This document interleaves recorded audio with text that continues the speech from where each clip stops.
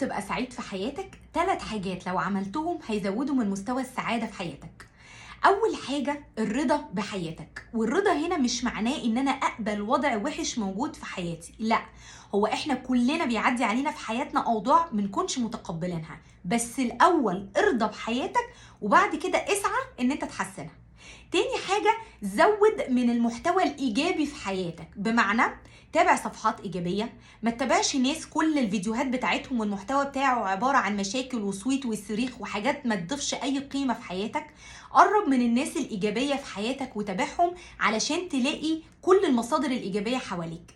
تالت حاجة قلل بقى من المشاعر السلبية في حياتك، وده أكبر مصدر ليها إن أنت تبعد عن الناس المصاصين الطاقة، أو الناس اللي على طول بيشتكوا، أو الناس اللي على طول مليانة حياتهم مشاكل وبيصدروا لك أنت فقط المشاكل.